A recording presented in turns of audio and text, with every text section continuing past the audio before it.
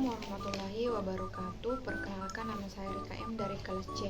Nah, di sini saya akan menjelaskan cara reproduksi bakteri secara seksual, di mana reproduksi bakteri secara seksual itu atau secara kawin dibagi menjadi 3. Yang pertama ada konjugasi, yang kedua ada transduksi, dan yang ketiga ada transformasi. Nah, yang pertama itu ada konjugasi. Nah, konjugasi ini merupakan proses perpindahan materi genetik dari satu bakteri ke bakteri lainnya, di mana pada proses ini bakteri itu menggunakan sebuah alat jembatan perkawinan yang disebut dengan pili atau pilus.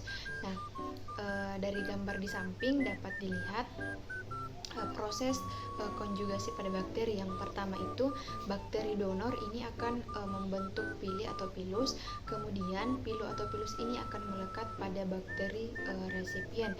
Nah, kemudian bakteri resipien ini akan menerima struktur DNA dari bakteri donor, kemudian terjadilah rekombinasi sehingga menghasilkan bakteri yang baru.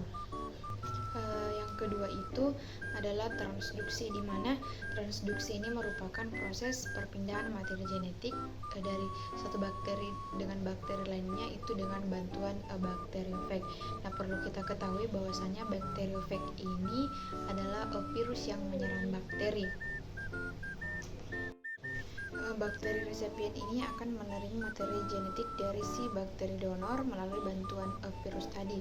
Nah, jadi dalam tubuh virus ini tentunya sudah ada materi genetik dari si bakteri donor. Nah, ketika virus ini menginfeksi bakteri resipien, maka secara otomatis materi genetik dari si bakteri donor ini itu akan berpindah ke bakteri resipien sehingga terjadi rekombinasi DNA. Kemudian yang ketiga itu ada transformasi, di mana transformasi ini merupakan proses di mana bakteri ini mendapatkan struktur DNA atau materi genetik dari lingkungan sekitarnya. Bagaimana bisa? Jadi pada beberapa bakteri itu dia itu memiliki protein permukaan. Nah, protein permukaan ini berfungsi untuk mendeteksi atau mengenali jenis bakteri yang masih berkerabat dekat dengannya, sehingga nantinya materi genetiknya ini akan ditransfer masuk ke dalam selnya. Jadi pada gambar di samping itu dapat kita lihat proses transformasi, di mana misalnya ada 2 jenis bakteri, yaitu bakteri X dan bakteri Y. Nah, pada bakteri X itu dilihat terjadi proses lisis atau pecahnya sel sehingga beberapa struktur DNA-nya itu akan keluar. Nah, bakteri Y yang berada di sekitar bakteri X tadi ini itu mengenali bahwasanya struktur DNA itu yang keluar tadi itu masih memiliki kekerabatan dekat dengannya, sehingga sel dari bakteri X ini akan masuk ke dalam sel bakteri Y, sehingga materi genetiknya itu akan bergabung atau terjadi rekombinasi.